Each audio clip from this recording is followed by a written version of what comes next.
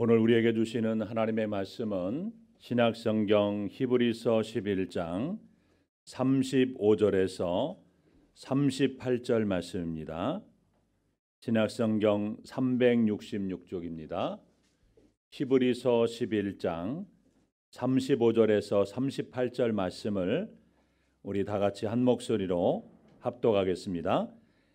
여자들은 자기의 죽은 자들을 부활로 받아들이기도 하며 또 어떤 이들은 더 좋은 부활을 얻고자 하여 심한 고문을 받되 구차히 풀려나기를 원하지 아니하였으며 또 어떤 이들은 조롱과 채찍질뿐만 아니라 결박과 옥에 갇히는 시련도 받았으며 돌로 치는 것과 톱으로 켜는 것과 시험과 칼로 죽임을 당하고 양과 염소의 가죽을 입고 유리하여 궁핍과 환난과 학대를 받았으니 이런 사람은 세상이 감당하지 못하느니라. 그들이 광야와 산과 동굴과 토굴에 유리하였느니라. 아멘. 오늘도 하나님의 은혜와 평강이 여러분 위에 함께 하시기를 주님의 이름으로 축원합니다. 우리가 살아가고 있는 이 시대는 믿음이 없는 세대입니다. 명예도 있고 또 지식도 있고 재물도 있는데 믿음이 없습니다. 그래서 하나님의 살아계심을 경험하지 못합니다. 복음의 축복을 충분히 경험하지 못하고 또 누리지 못하고 있습니다. 기독교가 비난과 비판의 대상이 되어버린 세상에서 자신 있게 나는 크리스찬이다라고 말하기 쉽지 않은 그러한 세상 가운데 살아가고 있습니다. 그래서 많은 그리스도인들이 자신이 기독교인임을 밝히지 않고 신앙생활하는 그런 분들도 있습니다. 바로 이러한 안타까운 현실 앞에서 우리는 믿음의 삶이란 무엇인가를 진지하게 고민해 볼 필요가 있습니다. 우리는 히브리서 11장을 통해서 이 믿음이라는 주제를 가지고 계속해서 말씀을 나누고 있습니다. 지금까지 우리는 많은 믿음의 사람들을 살펴보았습니다. 그래서 믿음의 예배를 드렸던 아벨과 또한 믿음으로 300년 동안 하나님과 동행하는 삶을 살았던 에녹, 또 사람들이 제멋대로 살던 시대에 믿음으로 120년 동안 방주를 짓고 또 하나님께서 물로 세상을 심판하실 때 구원을 받았던 노아, 믿음으로 이삭을 하나님께 바쳤던 아브라함, 믿음의 승리를 보여주었던 이삭, 야곱, 그리고 요셉, 그리고 믿음은 이렇게 결단하는 것이다라고 우리에게 보여주었던 모세를 살펴보았습니다. 이제 우리는 이 모든 것의 절정인 순교자적인 믿음에 대해서 말씀을 살펴보고자 합니다. 여러분, 우리가 믿음을 크게 두 단계로 나누어서 생각해 볼 수가 있습니다. 첫 번째 단계는요, 승리의 깃발과 이 개성가를 부르는 믿음의 단계로 그렇게 말할 수가 있는데요. 그래서 이 단계에서는요, 믿음으로 기적을 경험하고 또 불가능을 가능하게 되고 없는 것을 있게 하는 이러한 기적을 경험하게 됩니다. 두 번째 단계는요, 이 순교자적인 믿음이 있습니다. 그래서 첫 번째 모습과는 전혀 다른 모습입니다. 그래서 믿음으로 모든 것을 얻는 것이 아니라 믿음 때문에 모든 것을 잃어버리고 빼앗기고 어떤 의미에서는 패배하고 죽음으로 종말을 맞이하게 됩니다. 모든 것이 다 패배한 것처럼 그렇게 보여지지만 죽음 뒤에 사랑과 용서의 기적을 낳고 또 궁극적으로는 부활의 승리를 경험하는 믿음이라는 것입니다. 자, 그러므로 패배가 승리요 순교가 부활임을 보여주는 믿음이 바로 순교자들의 믿음이고 또 믿음에 있어서 절정이라고 말할 수가 있는 것입니다. 이 오늘 본문의 말씀도 보면 순교자적인 믿음에 대해서 말씀하고 있는 내용입니다. 그래서 본문 35절부터 말씀을 보게 되면 그들이 믿음 때문에 심한 고문도 받고 조롱과 채찍질도 당하고 결박도 당하고 옥에 갇히기도 했습니다. 뿐만 아니라 돌로 쳐 죽임을 당하기도 하고 토백혀서 죽기도 하고 칼로 죽음을 당했습니다.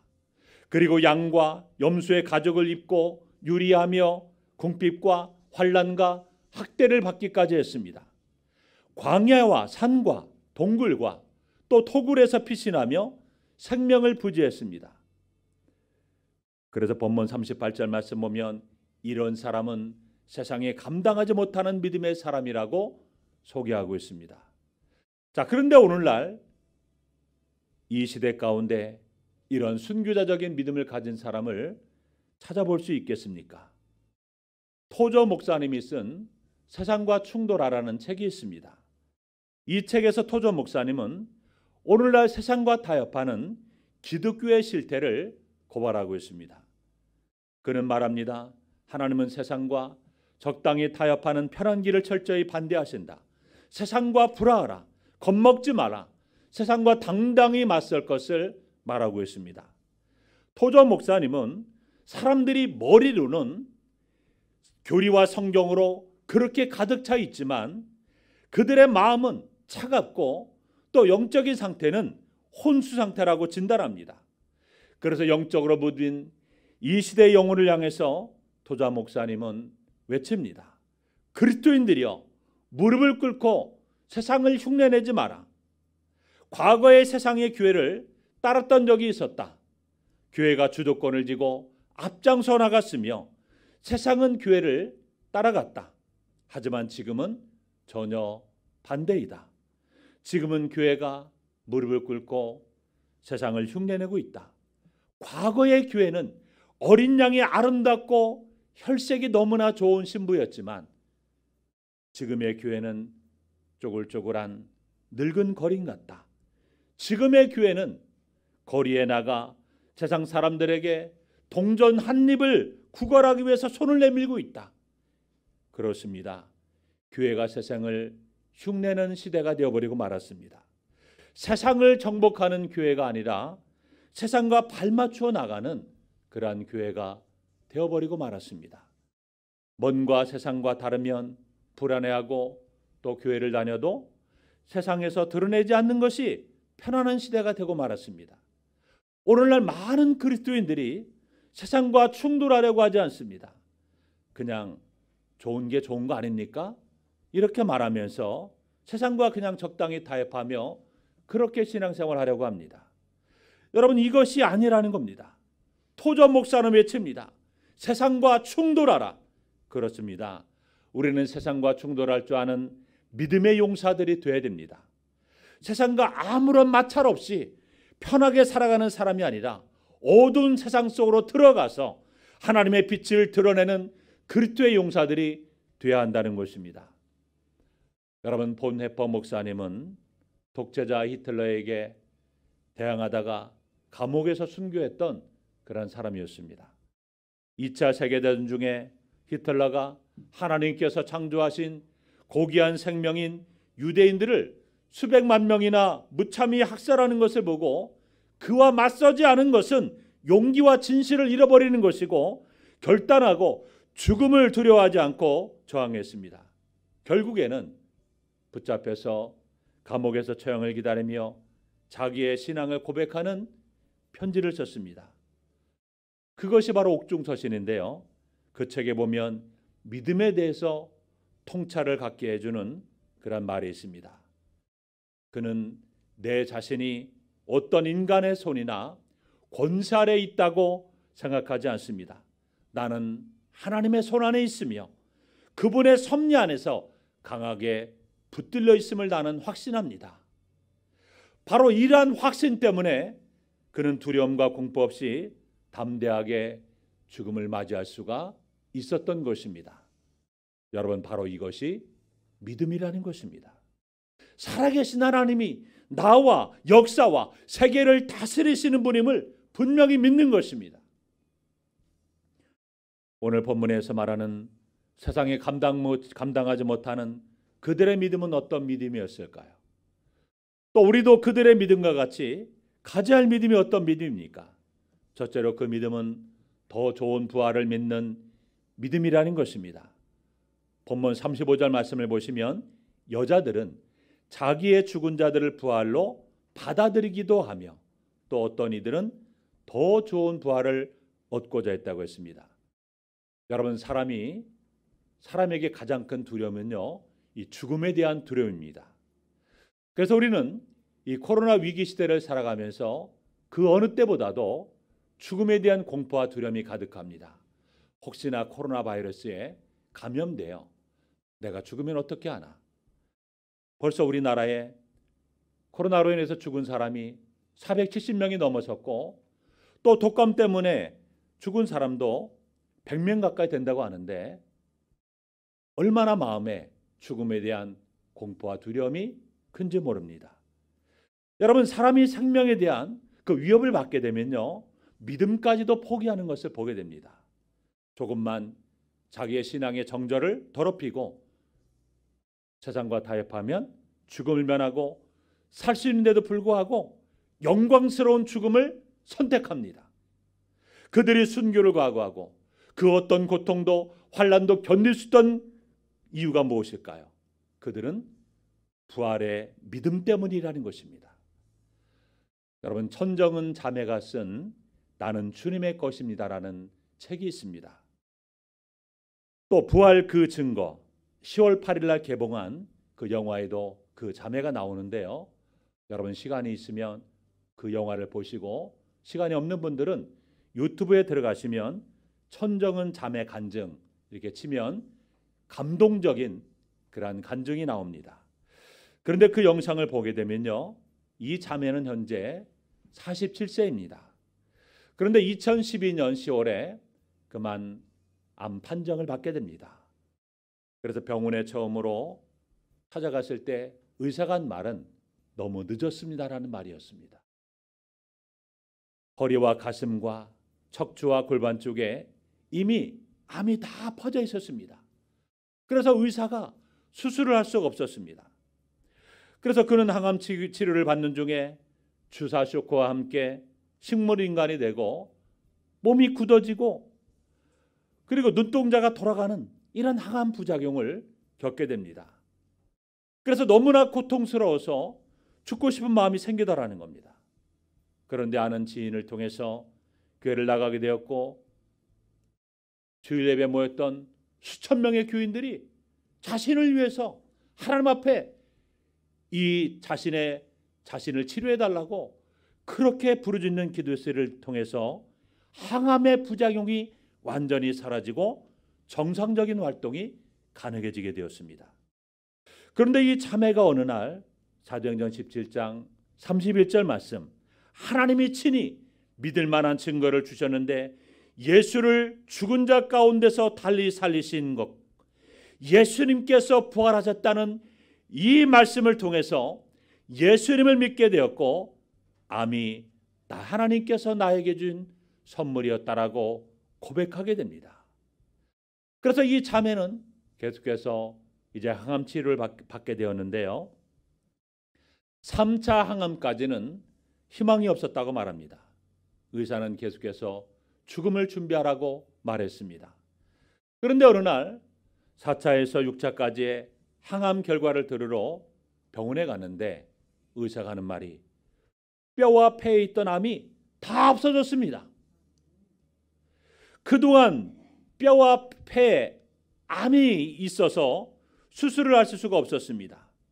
그래서 그는 하나님의 은혜로 수술을 잘 받고 지금 현재 86차 항암 중에 있다고 합니다. 자, 그러면서 하나님께서 그를 간증을 통해서 암으로 고통받고 있는 사람들을 계속해서 만나게 하시고 그들을 위로하며 자신의 경험을 함께 나누며 간증과 말씀을 통해서 주님을 영접시키는 이러한 놀라운 일들을 하고 있다는 것입니다. 여러분, 그 자매를 이기게 했던 능력이 무엇입니까? 부활신앙이었습니다. 여러분, 예수님께서 분명히 말씀하셨습니다. 나는 부활이요 생명이니 나를 믿는 자는 죽어도 살겠고 무릇 살아서 나를 믿는 자는 영원히 죽지 아니라 생명의 선을 하셨습니다. 여러분, 아브라함도 자신의 사랑하는 아들 이삭을 기꺼이 하나님께 드릴 수 있던 이유가 무엇입니까? 그에게 부활신앙이 있었기 때문에 그렇습니다. 히브리서 11장 19절에 보면 하나님의 능히 이삭을 죽은 자 가운데 살리실 것을 믿는 신앙이 있었습니다. 여러분, 믿음의 사람들은 예수님께서 이 땅에 재림하시는 그날에 우리가 찬란한 영광스러운 부활체로 다시 살아날 것을 소망했기 때문에 죽음도 두려워하지 않았습니다. 그래서 본문 35절 말씀 보면 첫 부분에 여자들은 자기의 죽은 자들을 부활로 받아들이기도 하며 이렇게 말하고 있는데요. 자, 여기에서 말하는 이 부활은 무엇을 말하는 것일까요? 구약 성경에 보면 사르밧 가부가 나오고 수넴 여인이 나옵니다. 그런데 사르밧 가부와 이 수넴 여인의 아들이 죽었는데요, 하나님께서 엘리야와 엘리사를 통해서 기적적으로 그들을 살리십니다. 그래서 이 여인들은 성경이 말한 대로 자기의 죽은 자를 부활로 받았습니다. 자, 그리고 더 좋은 부활은요, 죽은 후에 예수님께서 이 땅에 재림하셔서 다시 부활시키는 것을 말하는 것입니다. 요한복음 5장 28절에서 29절에 보시면 여러분, 예수님께서는 부활에 대해서 말씀하실 때 심판의 부활과 생명의 부활에 대해서 말씀하셨습니다. 특별히 이를 놀랍게 여기지 말라. 무덤 속에 있는 자가 다 그의 음성을 들을 때가 오나니 선한 일을 행한 자는 어떤 부활로 나온다고 했습니까? 생명의 부활로. 악한 일을 행한 자는 심판의 부활로 나오리라. 여러분, 여기서 말하는 생명의 부활은 무엇입니까? 하나님께서 믿는 자들에게 주시는요, 영원한 생명을 말하는 것입니다. 그러면 심판의 부활은 무엇일까요? 심판에 참여하는 부활을 말합니다. 여러분, 그러니까 예수님을 믿는 자들만 부활하는 것이 아니라 믿지 않고 죽은 자들도 주님께서 재림하시는 그날에 무덤 가운데서 부활하게 됩니다. 자, 그런데 중요한 것은요, 믿는 자들은 영원한 생명을 얻기 위해서 부활하는 것입니다. 그러나 믿지 않는 자들은 심판을 받기 위해서 부활한다는 사실을 우리가 알아야 됩니다. 자, 그런데 고린도전서 15장 41절 이하에 보면 우리의 부활이 다 똑같지 않고 더 좋은 부활이 있다라고 성경은 말씀합니다. 해의 영광이 다르고 달의 영광이 다르고 또 별의 영광도 다른데 별과 별의 영광이 다르도다. 죽은 자의 부활도 그와 같도다라고 분명히 말씀합니다.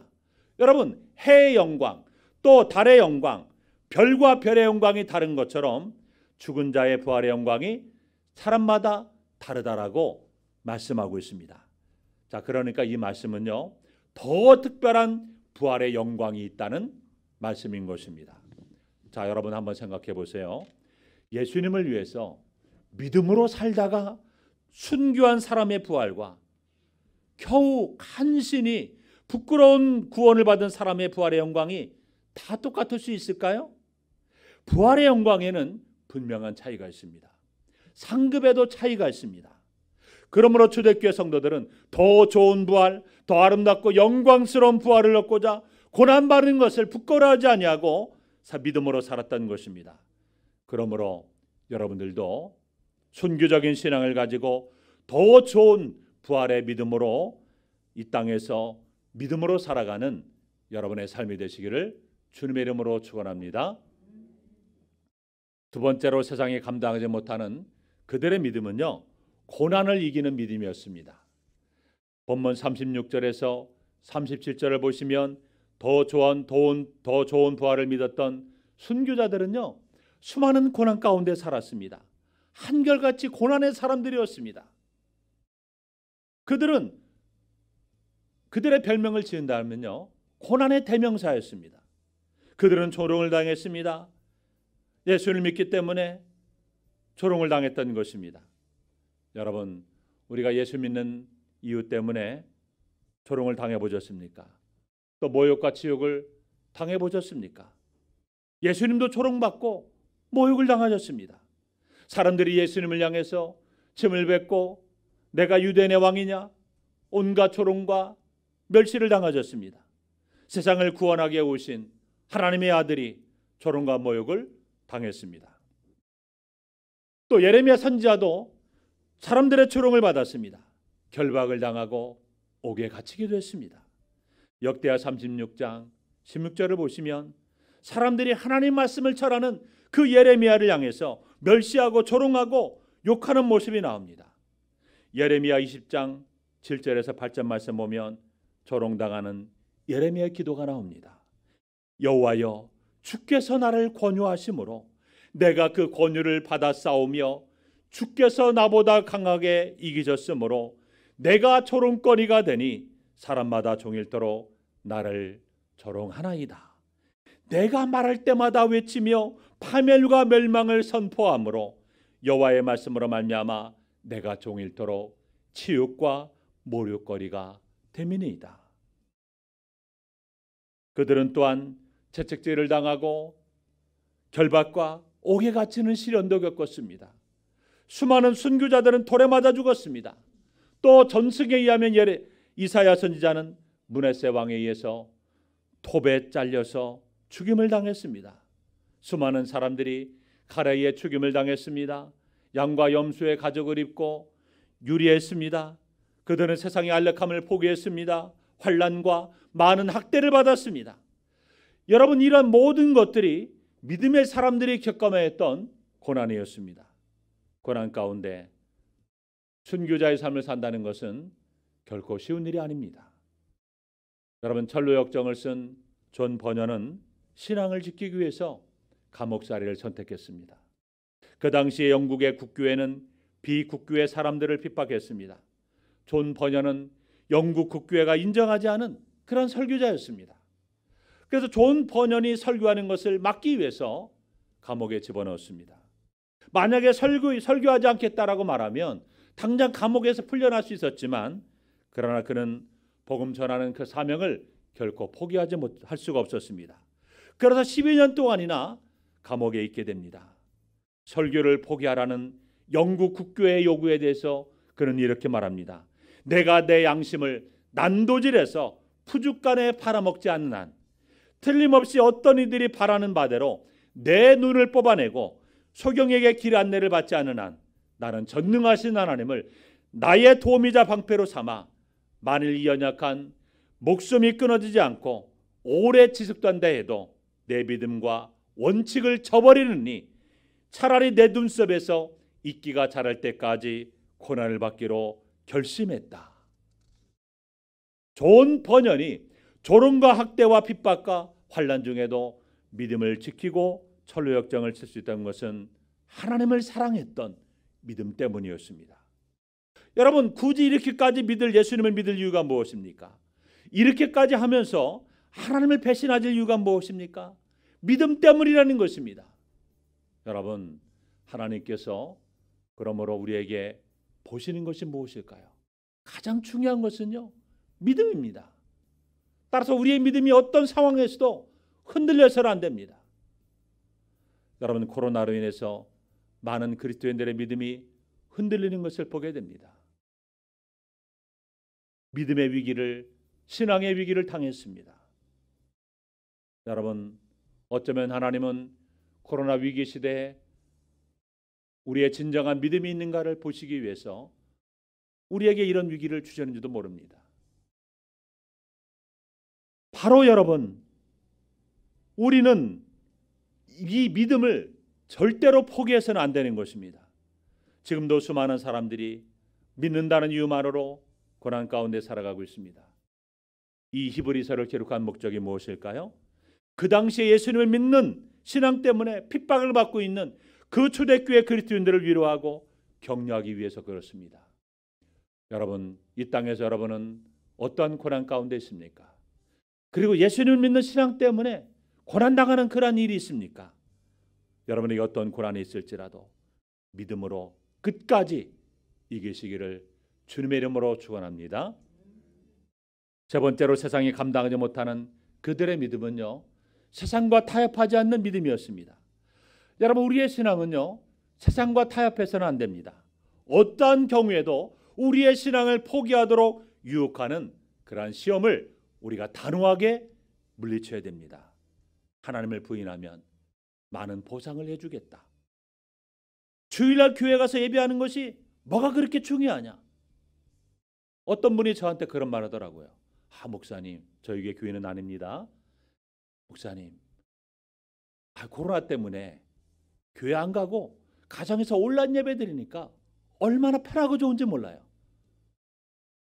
여러분, 제가 그 사람을 바라보면서 신앙의 위기구나. 여러분, 어쩌면 코로나 때문에 가정에서 온라인 예배를 드리는 것이 우리가 신앙의 편리함과 또 안락함을 여러분 그것이 하나의 습관이 되고 주일 성수가 무너지고 하나님 앞에 온전한 예배하는 신앙이 절대로 무너져서는 안 되는 것입니다. 여러분, 사탄은 이 세상의 수많은 화려한 것들을 통해서 끊임없이 우리의 신앙을 유혹하고 또 우리에게 세상과 타협할 것을 끊임없이 속삭이고 있습니다. 바로 이런 타협 앞에 결코 속지 말아야 됩니다. 여러분, 존 스토터 목사님은 이런 말을 했습니다. 여러분, 유럽의 많은 교회가 박해받지 않는 것을 탄식했습니다. 아니, 이상하지 않습니까? 박해가 없으면 마음껏 신앙생활하고 얼마나 좋습니까? 그런데 스토터 목사님은 유럽 교회가 박해받지 않는 것을 탄식했다는 것입니다. 박해할 만한 것을 말하지도 행하지도 않았기 때문에 박해가 없다는 것입니다. 그리스도인들이 세상과 타협하고 있다는 것입니다. 그래서 만약 그리스도인들이 복음에 대해서 타협하지 않으면 고난당하는 일이 많아질 것인데 그런 일이 없다는 겁니다. 그래서 교회와 그리스도인들이 예수 그리스도가 죄인들을 위하여 십자가에 죽으셨고 구원은 전적으로 값없이 받은 십자가의 은혜에 의해서 주어진 나라 원색적인 복음을 굳게 붙잡으면 세상의 교만한 사람들에게 걸림돌이 될 것이다. 교회가 혼전순결이나 동성애 반대, 부부의 정절이나 원수 사랑을 강조하고 또 강력하게 세상에 나아가 전도하면 대중들의 비난을 받을 것이다. 십자가 복음을 분명하게 증거하면 세상은 분노할 것이다. 폭력과 투옥과 죽음까지는 아닐지라도 조롱과 배척이 따라올 것이다. 여러분, 우리가 지금까지 히브리서 11장에서 살펴본 수많은 믿음의 사람들은요, 이 세상에 감당할 수 없는 삶을 살았습니다. 세상과 타협하지 않은 신앙을 살았습니다. 하나님의 심판을 외치며 120년 동안 묵묵히 세상 사람들의 조롱과 멸시를 견뎌내며 방주를 지으며 말씀에 순종했던 노아는 바로 그 시대의 세상이 감당할 수 없는 믿음의 사람이었습니다.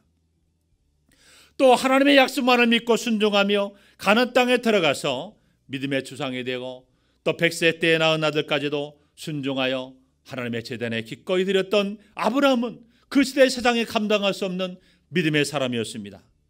또한 하만의 모략으로 자기 백성들이 못살될 위기에 처해 있을 때 죽으면 죽으리다라고 왕 앞에 나아갔던 에스더 역시 바로 그 시대의 진정한 세상에 감당할 수 없는 믿음의 사람이었습니다. 또한 자기 아들을 죽였던 원수를 용서하여 자기의 양자로 삼았던 손영원 목사님도 이 세상에 감당할 수 없는 믿음의 사람이었습니다. 여러분, 현재 북한에는 지하교인들이 30여만 명이 있다고 합니다. 그런데 여러분, 북한의 지하교회 성도들이요, 세례를 받을 때 이런 질문을 받는다고 합니다.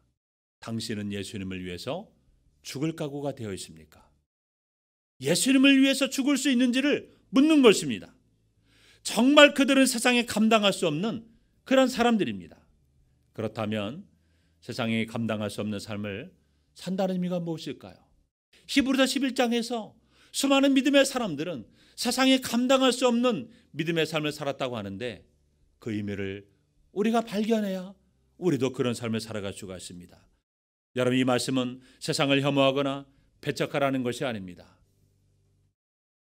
신천지에서 말하는 직장도 때려치우고 또 사업도 때려치우고 오로지 그들 안에 들어가서 여러분 전도하고 성역 공부하고